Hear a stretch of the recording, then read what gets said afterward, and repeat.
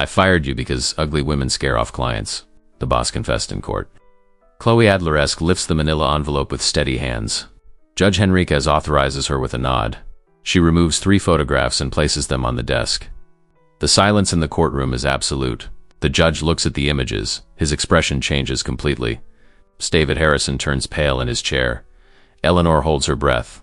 No one expected this. The air conditioning in the hearing room hums too loudly. The smell of waxed wood mingles with expensive perfumes and nervous sweat. Eleanor grips the strap of her worn leather bag. Her hands are shaking slightly. David dabs his silk handkerchief on his forehead for the 3rd time in 5 minutes. In the front row, Megan bites her lips until they turn white.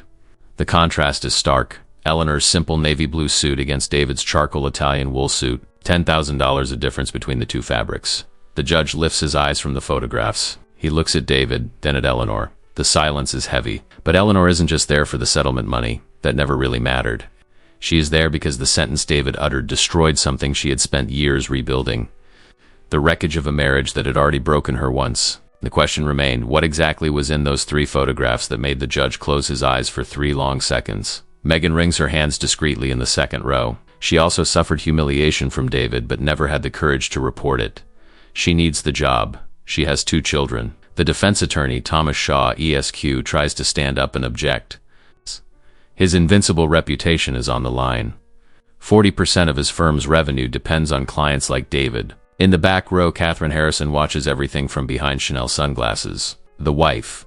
She found out 2 weeks ago that her husband has a 26-year-old mistress. But this story didn't begin that October morning in court. It began 9 months earlier when Eleanor Hayes received a termination email at 6:47 p.m. on a Friday. No warning, no conversation.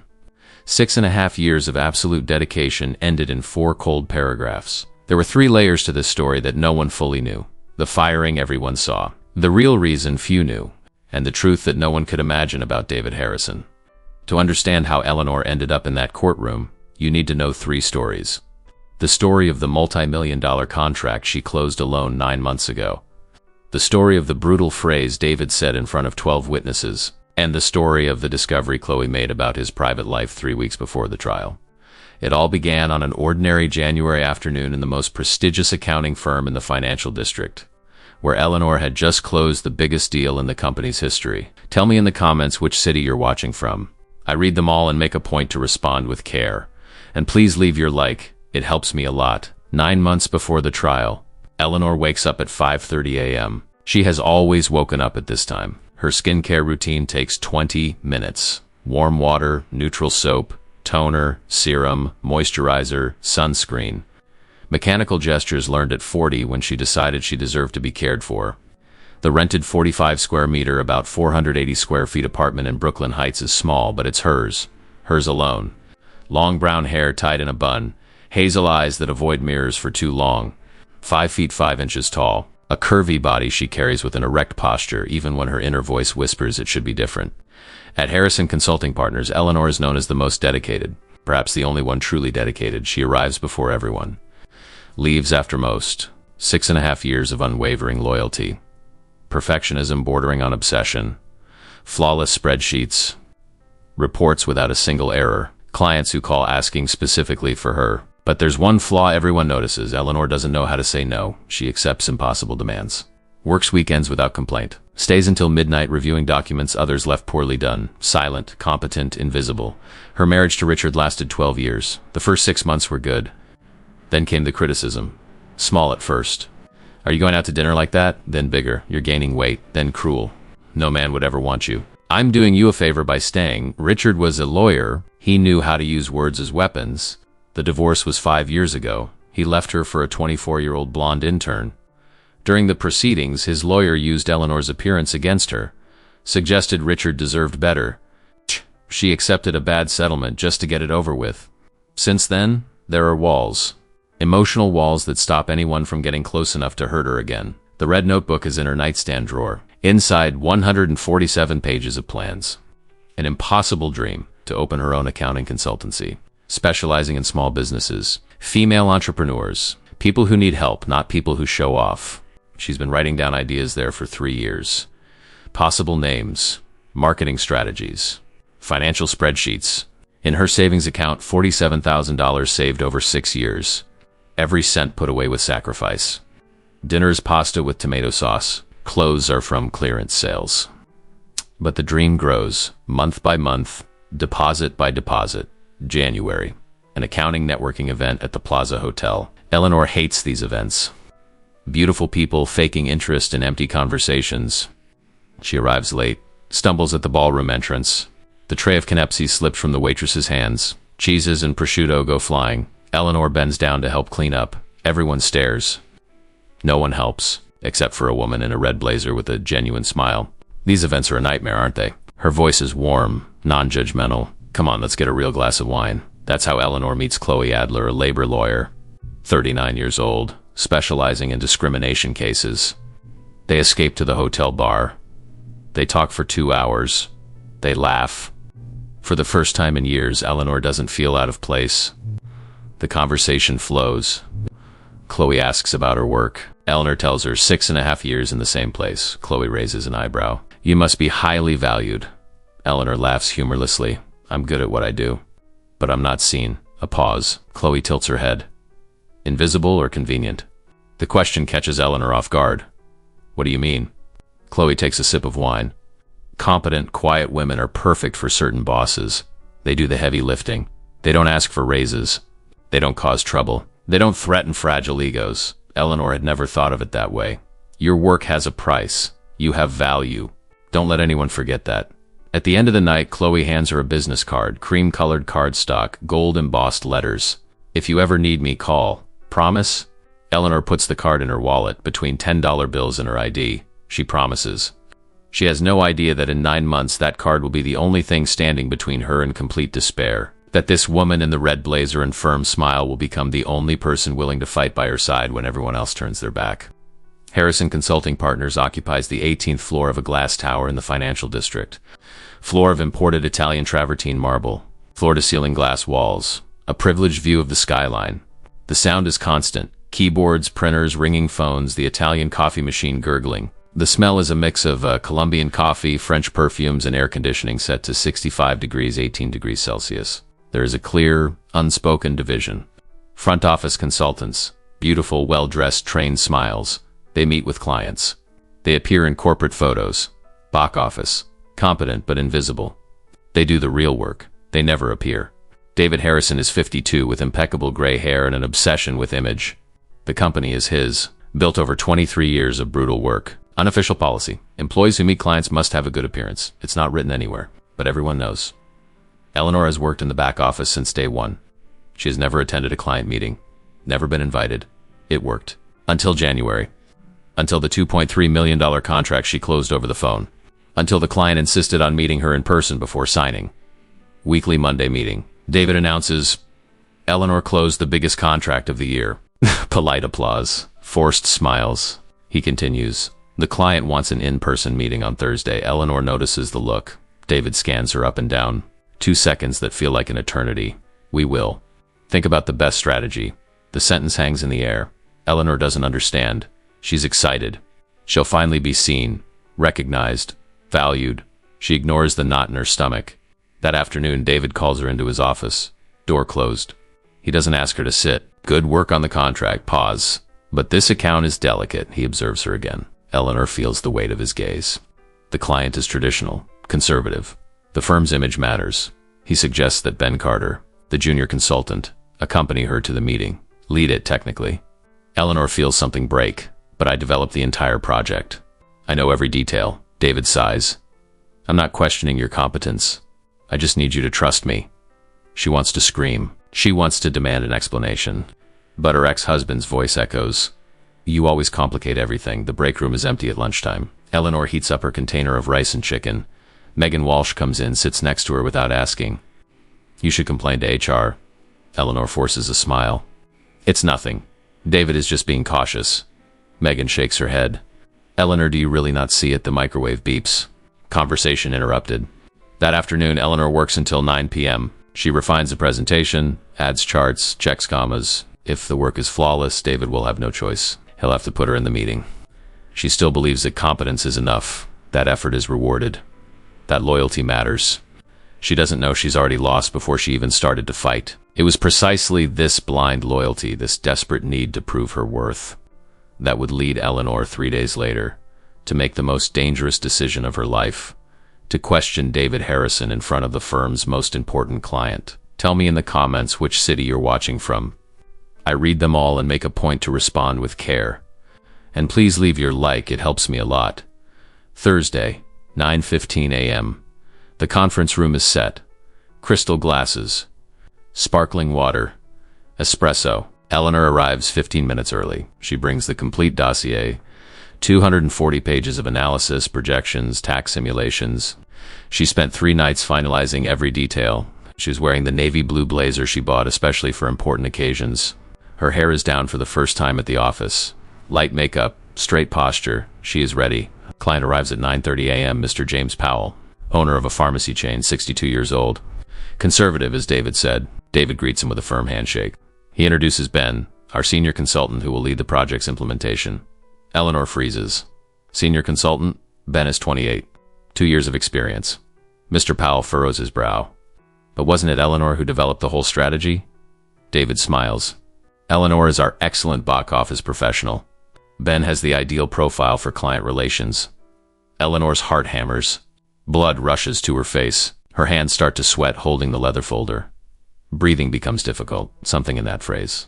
Ideal profile. The memories flood in unannounced. Richard saying, "You're embarrassing me in front of my colleagues." Richard laughing at her at a business dinner.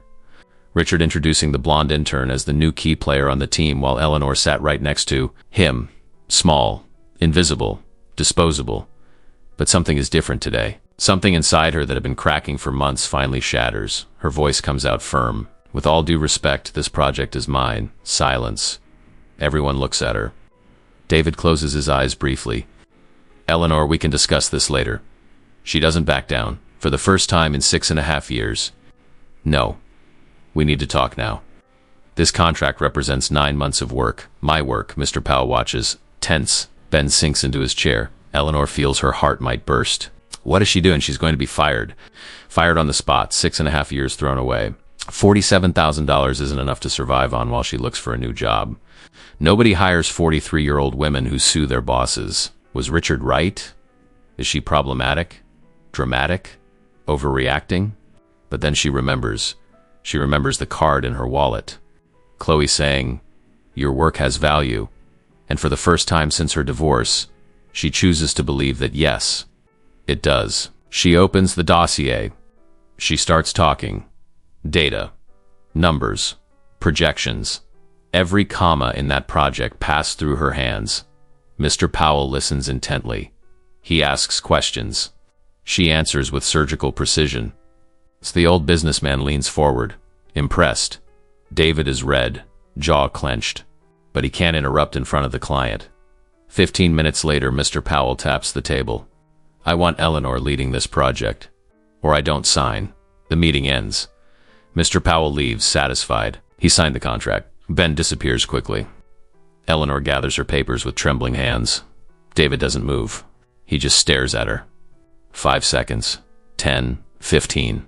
Then, "My office. Now." The door slams shut. The glass panes tremble. David doesn't ask her to sit. He stands, imposing. She remains standing too, tries to control the shaking in her legs. "You disrespected me in front of a major client," his voice booms. Eleanor takes a deep breath. "I defended my work." He steps closer. "Your work is to do what I say. This is my firm." She takes a step back. Her instinct screams at her to lower her head, to apologize, to beg for mercy. But no. David paces, breathes heavily, stops in front of the window. "You don't get how this works, do you, Eleanor?" His voice is lower now, dangerously calm.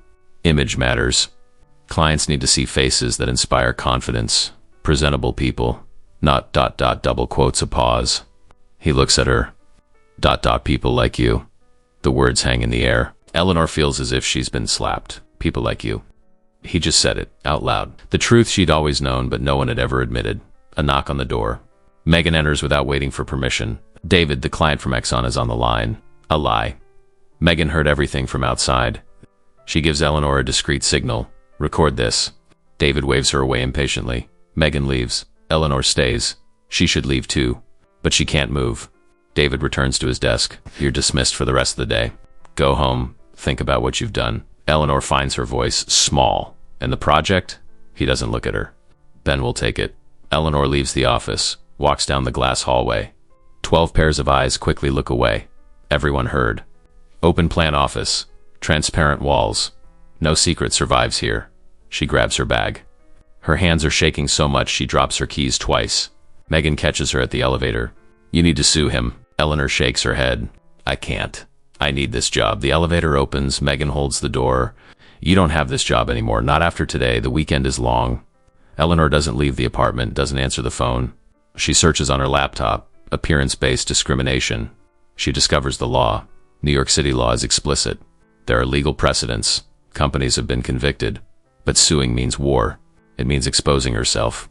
It means never working in this field again. She rereads Chloe's card 100 times. She doesn't call. Friday, 6:47 p.m. Eleanor is on the couch watching a series. The email arrives. Subject: contract termination, immediate effect. She reads it once, twice, 3 times. It can't be real. Reason given: inappropriate conduct and insubordination. No warning, no discussion. 6.5 years. 2,373 nights working late. 582 weekends answering emails. 141 contracts closed. All reduced to 3 paragraphs. Terminated, discarded, erased. Monday morning, Eleanor wakes up at 5:30, puts on the same navy blue suit, goes to the office. The receptionist stops her at the entrance. You don't work here anymore, Eleanor insists. I need to speak to HR. Security is called. She waits 20 minutes. Finally, she's taken to a meeting room. David is there. The HR manager is too, Anne. 51. She had always been kind to Eleanor. Eleanor places her phone on the table. Recorder on.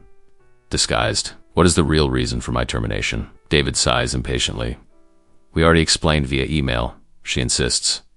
I want to hear it from you, in person. What was my inappropriate conduct? He looks at Anne. Anne looks away. David leans forward. His voice is low but clear. You want honesty, Eleanor? Ugly women scare off clients. You don't have the profile my firm needs. It's as simple as that. The world stops. Ugly women. He said it out loud. Anne turns pale, tries to intervene. David, I don't think. He raises a hand. Enough. She asked for honesty. I gave her honesty. He looks at Eleanor. You're competent, but the market is cruel. Appearance matters. You know that. Eleanor discreetly turns off the recorder. She stands up. Her legs are wobbly, but her voice is firm. Thank you for your honesty. She leaves. Transparent glass.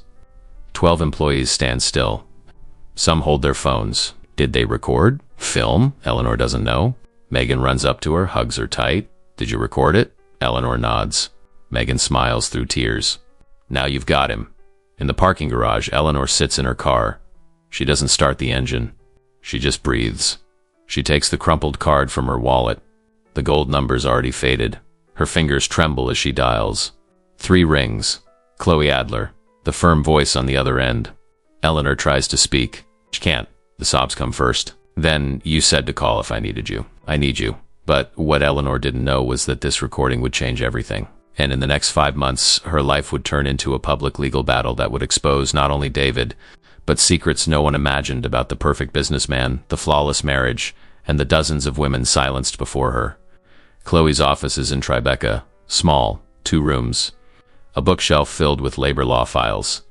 The smell of strong coffee and paper. Eleanor sits in the chair opposite the desk. Her hands shake as she holds the cup. Chloe listens to the recording 3 times. She takes notes. When she finishes, she looks at Eleanor. This is explicit discrimination. We have a strong case. Eleanor shakes her head. I can't sue. I'll never work again. Chloe leans forward. You're already not working.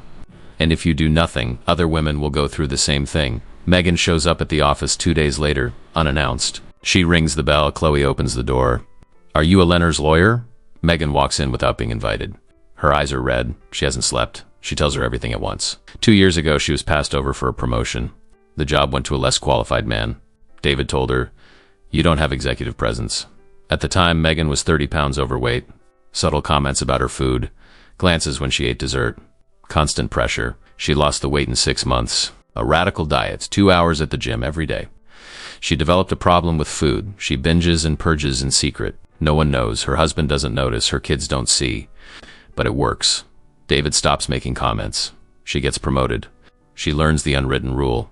Thin and silent, you survive. Now she weighs 110 pounds. Wears a size 2. Hair always blown out. Flawless makeup. The price of staying. Chloe asks if she would testify. Megan hesitates. She still works at the firm. Her husband has been unemployed for 8 months. 2 kids in private school. A $4,000 mortgage payment every month. She can't lose her job. But she also can't sleep knowing Eleanor is fighting alone. Can I testify anonymously? Chloe says no. The proceedings are public, Megan cries. An impossible dilemma. Justice versus survival. Chloe touches her arm. Think about it.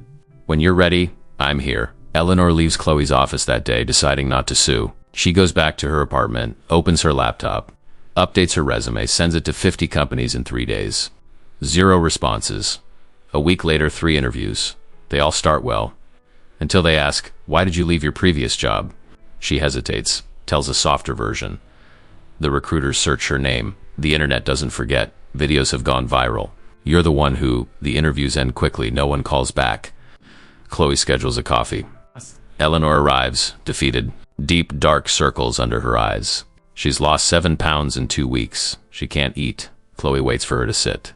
I need to tell you something. She opens a file. Your marriage to Richard. I looked up the case. Eleanor freezes. Why? Chloe pushes the documents over. His lawyer used a specific strategy. He questioned your emotional stability based on your appearance. There's case law on this. It's procedural abuse. The words don't make sense at first. Eleanor reads the documents. A motion from Richard's lawyer. The plaintiff exhibits a history of insecurity and emotional instability related to her self-image. They used her insecurity against her. For 12 years, Richard destroyed her. In the divorce, he monetized that destruction. Eleanor feels sick. Could I have fought this? Chloe nods. If you'd had a competent lawyer, the anger comes slowly, then quickly, then uncontrollably. 12 years believing she was the problem, that she was wrong, that she deserved less. Richard didn't destroy her out of love. He destroyed her strategically. To make the divorce cheaper, David did the same. He broke her so he could fire her without resistance. A pattern. A system. Eleanor looks at Chloe. I want to sue. David Harrison has a history. Chloe discovers this while researching. Son of a failed businessman. His father lost everything in the 90s. His mother suffered cruel judgment from New York's high society. David was 12 when they moved from the Upper East Side to Queens. From private school to public. Friends disappeared. Class trauma leaves scars. He built his empire at 29. First office, a rented 150-square-foot room. Today, 18 floors of prestige. The obsession with image comes from there. From never being the poor kid again. The office has to shine. The employees have to look successful. The clients have to see excellence. Appearance is marketing. David doesn't see himself as a villain. He sees himself as a victim who won. He married Catherine when she was 23. A model, a magazine cover, a trophy, proof that he'd made it to the top. His children study in Switzerland. They move in circles he never did as a child. Chloe tries to understand his motive. She talks to ex-employees. Many say David is fair to those who fit the mold, pays well, offers benefits. But there's an invisible line. Cross it, and you disappear. Strategic terminations. Settlements with non-disclosure agreements. Women over 40. People with disabilities. Employees outside the aesthetic standard. All are eventually replaced. One former manager says, David genuinely believes appearance influences business, and studies prove it. Attractive people sell more, get promoted faster, earn higher salaries. David just adapted his firm to the cruel reality of the market. He didn't invent the rules. He just plays the game better. He sleeps soundly. Clear conscience. Business is business. Nothing personal. The recording leaks. Eleanor doesn't know how. Maybe Megan. Maybe another employee. An audio file on Twitter. David's voice crystal clear. Ugly women scare off clients. 2 million views in 48 hours. Trending hashtag justice for Eleanor. Newspapers call. Magazines ask for an interview. A TV show wants her on live. Harrison Consulting Partners is bombarded. Negative reviews on Google. 1 star. Clients threaten to break contracts. Employees fear mass layoffs. David hires a PR firm. Official statement. Audio taken out of context. We are committed to diversity. No one believes it. Online comments are divided. Half support Eleanor. Structural misogyny so brave. The other half attacks her. But she really isn't attractive. Whining from someone who can't accept reality. Looks do matter. Influencers weigh in. YouTubers make videos. The case goes viral beyond anything expected. Richard gives an interview, the ex-husband, on a news channel. Eleanor was always complicated, dramatic, a victim. He fans the flames. Chloe watches, furious. She calls Eleanor. Don't read the comments. Don't watch anything. Eleanor has already read it all. Her self-esteem is in shreds again. David's lawyers find a loophole. Eleanor's employment contract. A clause in Addendum 3. Employee agrees to maintain a personal presentation appropriate to corporate standards. A vague term. Signed 6 years ago. Eleanor didn't even remember. Thomas Shaw, the defense lawyer, uses it. A motion, legitimate termination based on breach of contract. Chloe reads the motion. Real concern. A conservative judge might accept the argument.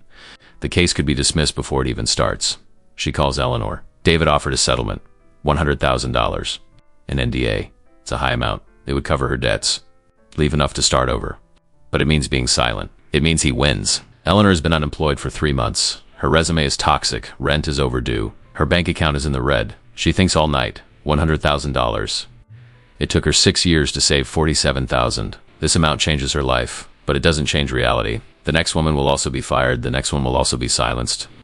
The cycle continues. Eleanor calls Chloe at 6 a.m. I reject the offer. Thursday afternoon. Chloe receives an unexpected email. Anonymous sender. Subject. Info on David Harrison. Attached. An Excel spreadsheet. A list of female employees. 17 names. Fired between 2019 and 2024. Ages. 38 to 54. Reasons given. Various. The pattern. All were outside the conventional aesthetic standard.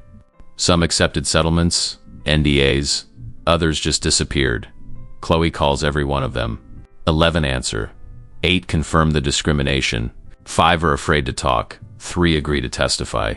One of them, Helena, fired 4 years ago. She gained 50 pounds after cancer treatment. David let her go 2 months after she was cleared to work. Reason, restructuring. She accepted a settlement. $20,000. Silence for 4 years. Now she wants to talk. Chloe works 70 hours that week. She builds a robust dossier, a systematic pattern.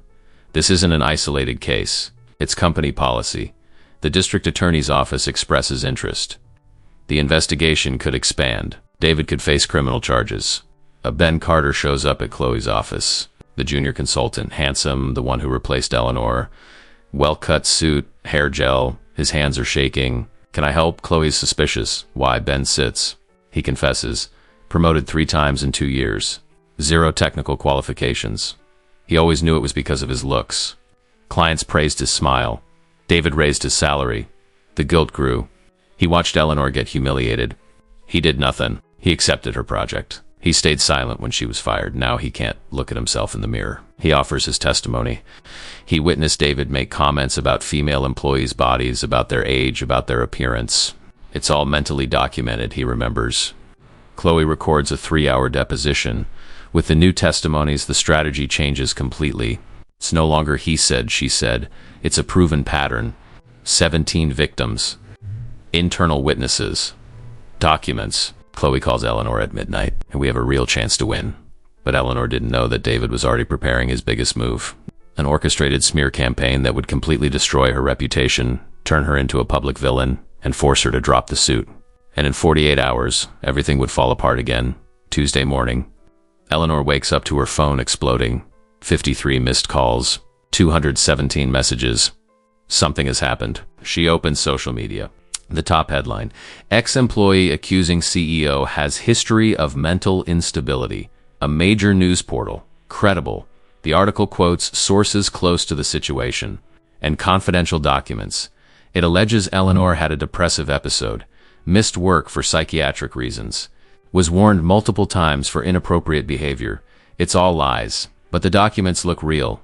Forged performance reviews. Doctor's notes she never signed.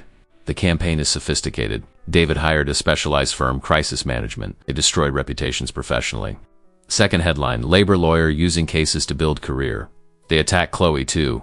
Third, workplace lawsuit or extortion. They completely change the narrative. The online comments flip. I knew there was something wrong with her. Poor David. Problematic woman looking for a payout. Victim mentality, feminism, hate pages, fake profiles, bots amplifying the messages. Eleanor reads everything. She can't stop. Every comment is a stab. It cuts deep. Every word confirms what she's always thought about herself. Problematic, unstable, ugly, wrong. The phone rings. Her mother. Honey, please drop this. For God's sake. Her cousin cancels a planned lunch. A friend from college blocks her on WhatsApp. Her downstairs neighbor stops greeting her in the elevator. The isolation is swift and total. People flee from controversy as if it were a contagious disease. No one wants to be associated with the crazy woman who sues her boss, Megan calls, crying. Eleanor, I wanted to, but I can't testify. I'm so sorry. My husband begged me. The kids are scared. Eleanor understands. She doesn't blame her. It's just another door closing. Helena, the woman who had agreed to testify, backs out. They threatened my family. I can't. One by one, the witnesses retreat. Fear is a powerful tool. Thursday, an eviction notice. 3 months of rent overdue. The landlord wants the apartment back. Eleanor has 15 days. Her bank account, $547. Her resume has been sent to 120 companies. 0 responses. The blacklist is real. Informal but effective. No one hires a woman who sues her former boss, especially not an unstable woman, according to the internet. Eleanor stays in her apartment for 3 days. Curtains drawn. Lights off. Phone off. She doesn't eat. She only drinks water. Her body feels heavy. Getting out of bed requires superhuman effort. A shower seems impossible. She stares at the ceiling. For hours. Her thoughts spiral downward. Why fight? David has infinite money, better lawyers, power, influence. What does she have? A recording that can be contested, witnesses who ran, a ruined reputation. The bathroom mirror reflects a cruel truth. 43 years old, deep dark circles, hair unwashed for 4 days, dull skin, a body that was never good enough. She sees the woman Richard described, the woman David fired. Ugly, problematic, disposable. The tears come. They don't stop. Violent sobs that ache in her chest. Her knees buckle. She slides down the bathroom wall until she's sitting on the cold floor. She hugs her knees. Rocks back and forth. The inner voice is relentless. You always knew. You always knew you weren't good enough. Richard was right. David was right. You are the problem. You always have been. Competence doesn't matter when you look like this. Ugly. Old. Unwanted. Why sue? Why expose yourself? They will win. They always win. Men like David don't lose. Women like you don't win. Accept it. Give up. Just end it. She opens the medicine cabinet. Anxiety pills. Prescribed 2 years ago. She never took them all. The bottle is almost full. She counts them. 23. Would that be enough? The thought comes quickly. It's frightening. But it's also calming. An end to the pain. An end to the humiliation. An end to the constant judgment. Richard would be satisfied. David would win in peace. The internet would forget in a week. Her mother would cry, but she'd recover. She wouldn't really be missed by anyone. But then another thought. Small. Annoying. Persistent. If you give up, he wins.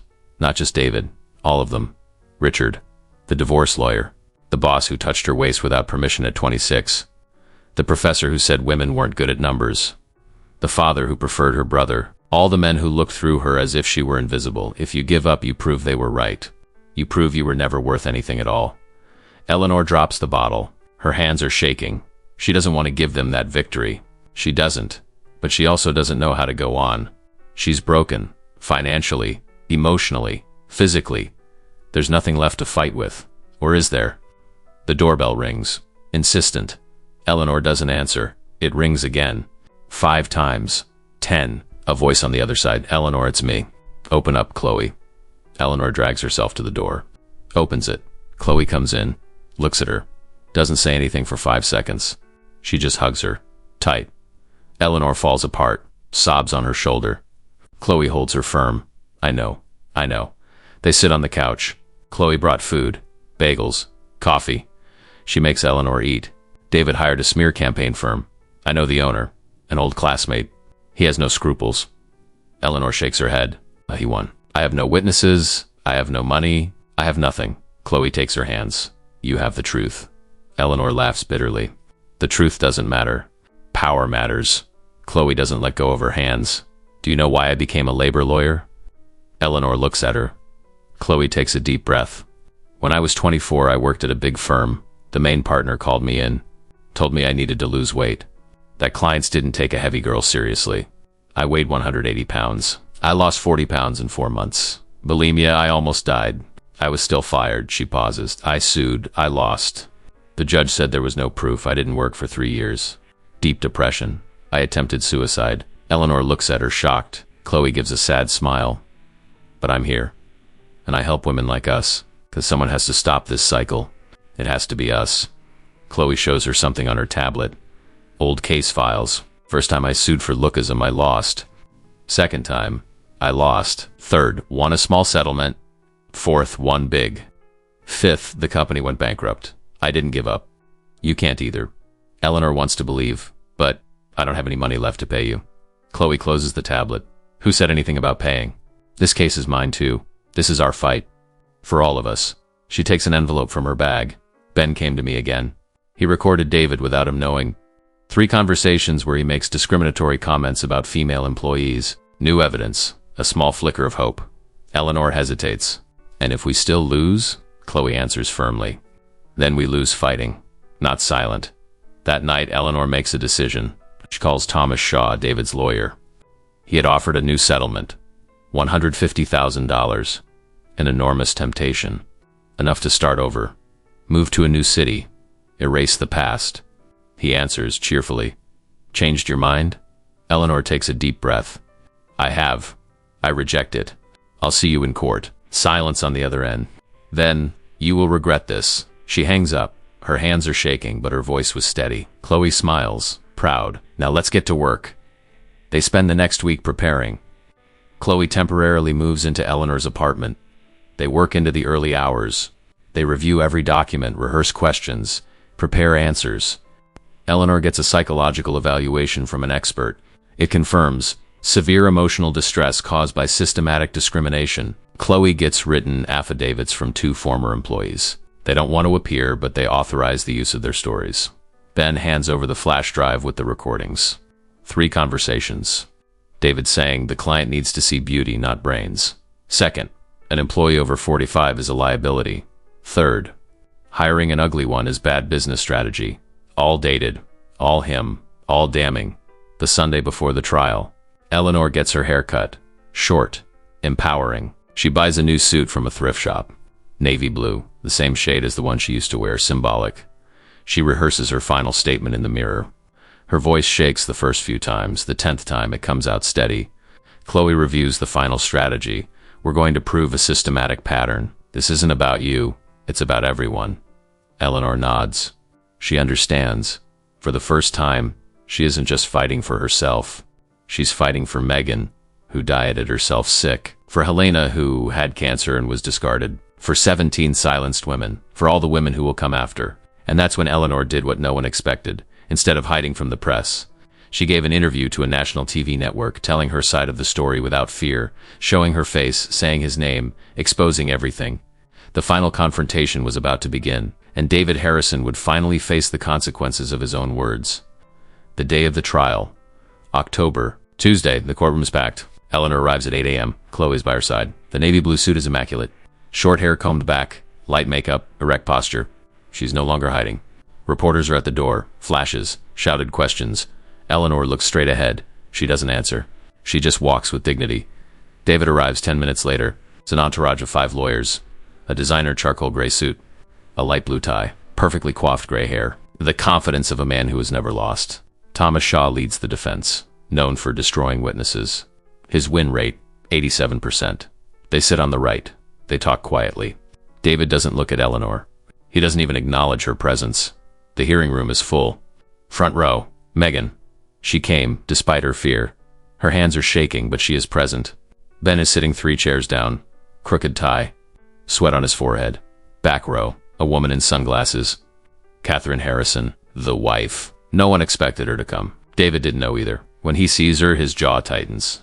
She does not remove her glasses. Judge Henriquez enters. 62 years old. Black robe. A reputation for being impartial but conservative. Chloe is nervous. Conservative judges tend to favor employers. Everyone rises. He sits. The gavel strikes. This hearing is now in session. Absolute silence. He looks at both sides. Labor case. Eleanor Hayes versus David Harrison. Discrimination based on physical appearance. Let's begin. Thomas Shaw stands. His strategy is clear. Discredit Eleanor. Your Honor, the plaintiff has a history of emotional instability. I present performance reviews that repeatedly demonstrate inappropriate behavior. Chloe stands immediately. Objection. Those documents are forgeries. We have a handwriting expert's report to prove it. The judge scans the papers. Objection sustained. The documents are inadmissible. First round. Eleanor. Shaw advances. Miss Hayes, is it true you were married for 12 years? She answers firmly. Yes. He smiles. And your ex-husband left you? Chloe stands. Relevance. The judge allows it. Eleanor answers. He had an affair. He filed for divorce. Shaw presses. And during the proceedings were questions raised about your emotional stability? Eleanor looks right at him. Lies were raised, just as you're doing now. David is called. He sits in the witness chair, hands crossed. Shaw asks, Mr. Harrison, why did you fire Ms. Hayes? A rehearsed answer. Inappropriate conduct. Insubordination in a client meeting. Chloe stands for cross-examination. Mr. Harrison, do you confirm you said the phrase, ugly women scare off clients? He hesitates. It was out of context. Chloe hits a button. The recording plays, loud. His voice crystal clear. Ugly women scare off clients. You don't have the profile my firm needs. Murmurs from the gallery. The judge calls for silence. David pales slightly. I was angry. It came out wrong. Chloe gives no quarter. How many female employees have you fired in the last 5 years? Shaw objects. Relevance. The judge allows the answer. David. I don't know exactly. Chloe. 17. All women. All between the ages of 38 and 54. A coincidence? Ben is called. An unexpected witness. David wasn't expecting him. The young man sits. His voice trembles, but he continues. I worked at the firm for 3 years. I was promoted 3 times. With no technical qualifications. David told me I had a good look. The clients liked it. I personally witnessed him make comments about female employees' bodies. About their age. About their weight. Shaw tries to discredit him. Were you recently fired? Ben, I resigned. I couldn't live with the injustice anymore. Chloe presents Ben's recordings. 3 conversations. David talking about employees. The client needs to see beauty, not brains. Second recording, an employee over 45 is a liability. Third, hiring. An ugly one is bad business strategy. The room is in shock. The judge listens to all of it twice. As David tries to explain. Private conversations. Taken out of context, the judge does not look convinced. Eleanor is called again. Chloe asks, what did that termination do to you? Eleanor takes a deep breath. It destroyed something I spent years rebuilding. I left an abusive marriage where I was constantly humiliated for my appearance. I spent 5 years trying to believe I had value. David threw me right back to that place. He made me believe Richard was right. That I truly am worthless. Tears stream down her face. She doesn't wipe them. 6.5 years. I worked weekends, holidays, late nights. I closed 141 contracts. I saved $47,000 for my dream of opening my own business. I lost everything, my job, my savings, my reputation, my dignity. Because my face wasn't pleasing, the galleries moved. Megan is crying openly, even Shaw looks away. David is recalled. Chloe changes strategy. Mr. Harrison, are you married? He furrows his brow. Yes. Chloe. For how long? David. 25 years. Shaw objects. Irrelevant. The judge. Where are you going with this, Miss Adler? She replies, to the heart of the matter, Your Honor. The defendant's pattern of behavior. Chloe picks up the manila envelope. The move that began this trial. Your Honor, I request permission to present crucial evidence. The judge nods his authorization. She pulls out 3 photographs, hands them to the judge. He looks. His expression changes completely. David turns pale in his chair. Eleanor holds her breath. No one understands yet. Chloe explains. First photo. Catherine Harrison at age 23. A model. 130 pounds. A magazine cover. Second photo. Catherine at 35. After 2 children. 165 pounds. Third photo. Catherine today at 48. 185 pounds. Graying hair. She pauses. Mr. Harrison demands an impossible aesthetic standard even from his own wife. The judge asks, what is the relevance? Chloe continues, Catherine was socially isolated for 10 years, forbidden from working, controlled, humiliated at family gatherings. David has had a mistress for 6 years. His justification: his wife let herself go. She is present today and has agreed to testify. Catherine stands up in the back row. She removes her sunglasses. Her eyes are red. She walks to the front. Everyone stares. David whispers, Catherine, don't. She ignores him. She sits in the witness chair. Her voice is firm. I lived for 25 years as a decorative object. As long as I was thin and beautiful, I had value. When I got older, I became a problem. He locked me in the house. He said I embarrassed him. Eleanor is not the only victim. I have been a victim for decades. David is white as a sheet. He tries to speak. No sound comes out. Shaw asks for a recess. The judge denies it. Catherine continues, he measures human worth by appearance. He always has. I allowed it out of fear, but when I saw Eleanor fighting back, I realized someone has to stop him. She looks at her husband. I filed for divorce yesterday. I am testifying today. The judge calls for a 15-minute recess. The room is buzzing. Reporters run for their phones. David sits alone. His lawyers whisper frantically. Eleanor is in shock. She didn't expect Catherine. Chloe smiles discreetly. She had planned it all. She convinced Catherine weeks ago. She saved her trump card for the right moment. The hearing resumes. The judge reviews all the evidence, the recordings, the testimonies, the photos. The systematic pattern is proven. Discriminatory company policies. The emotional distress is evident. He looks at David. Do you have anything to say? David stands. His voice is low. I apologize. Too late. The judge bangs his gavel. Verdict for the plaintiff. David Harrison is found liable in order to pay $280,000 in punitive damages for emotional distress, $95,000 in material damages. The company is ordered to revise its hiring policies under the supervision of the Attorney General's office. A personal fine of $50,000 for repeated discriminatory conduct. This case is referred for further criminal investigation. The gallery erupts in applause. The judge calls for order. It's no use. Eleanor doesn't move. She can't believe it. Chloe hugs her tight. You won. Megan runs up to them. A group hug. Ben shakes Eleanor's hand. Thank you for doing this. Catherine approaches. Thank you for giving me courage. David leaves, flanked by security. Journalists surround him. He makes no comment. Shaw packs his briefcases hurriedly. Losing cases stains a reputation. The room empties. Eleanor sits down. She just breathes. 6 months of fighting. Savings destroyed. Reputation attacked. Isolation. Despair. It was worth it. Every second was worth it. Chloe sits beside her. How do you feel? Eleanor searches for the right word. She can't find one. She just smiles. For the first time in months, a genuine smile. Outside, the reporters are waiting. Cameras, microphones, questions. Eleanor takes a deep breath. She's ready. She walks to the door, opens it, and faces them. She is no longer invisible, but the story doesn't end with the victory in court. Because 7 months later, the consequences of that verdict were still unfolding in ways no one could have imagined. 7 months after the trial, Eleanor wakes up at 6 a.m., not out of obligation, by choice. The apartment is bigger now. A 2-bedroom in Park Slope, bought with part of the settlement. The walls are painted a pale yellow, plants on the balcony. Natural light streams through the window. She makes coffee, not the Italian espresso from corporate offices. Drip coffee, the smell fills her kitchen, her ritual, hers alone. The office is on the ground floor of a commercial building 3 blocks away. A plaque on the door, Hayes Consulting, specializing in small businesses. A 250-square-foot office, reclaimed wood desk, comfortable chairs, a wall with photos of female entrepreneurs. The dream from the red notebook made real. 4 steady clients, all referrals. Modest revenue, but it's growing. She works with purpose now, not to prove her worth, to deliver value. Megan is her first employee, Chief Operating Officer. She resigned from Harrison Consulting 2 months after the trial. She's in therapy for her eating disorder. She's regaining a healthy weight. Her hair is naturally curly now, not blown out every week. She wears clothes she likes, not clothes she should. Her kids have noticed the difference. Her husband, too.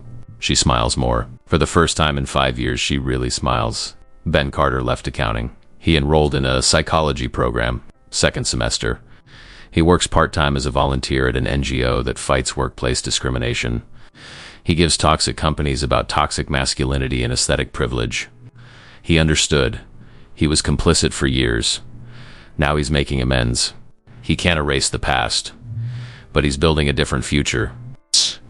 Chloe won a legal award for trial advocacy. The Hayes case became a legal precedent cited in 17 similar lawsuits. Her firm grew. She hired 3 associate attorneys, all specializing in discrimination. She has a 6-month waiting list. Women call daily. I saw Eleanor's case. I need help. Her friendship with Eleanor is deep. They have lunch every Tuesday. They laugh, they plan, they dream. David Harrison lost 40% of his clients. The company is in Chapter 11 bankruptcy. The Attorney General's investigation resulted in an additional $300,000 in fines. Catherine filed for divorce. She got half of the assets. He lives alone in a smaller apartment. The Italian suits have been replaced by ordinary clothes. The gray hair isn't cut as often. The empire crumbled. Not because of the lawsuit, because of the pattern it exposed. Clients don't want to be associated with discrimination. A reputation, once stained, doesn't come clean easily. Catherine relaunched her career, not as a model, as a public speaker. Her topic, psychological abuse in relationships. 48 years old, 185 pounds. Her gray hair is worn with pride. She speaks to audiences of mature women.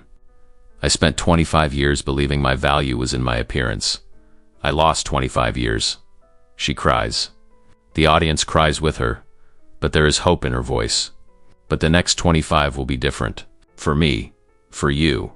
Eleanor is at a networking event. The same hotel where she met Chloe, but this time she doesn't stumble. She walks in with her head held high. Her short hair is a bit longer now. She's wearing a green dress she chose because she liked it, not because it was appropriate. She talks with other female entrepreneurs. She exchanges cards. She shares her story without shame.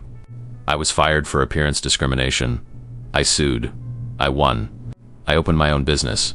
She doesn't hide it. She doesn't minimize it. It's part of her. A young woman approaches. Maybe 35. It's shy. Are you Eleanor Hayes? Eleanor smiles. I am. The woman continues. I saw your case on TV. It inspired me to report harassment at my job. Eleanor feels a tightness in her chest.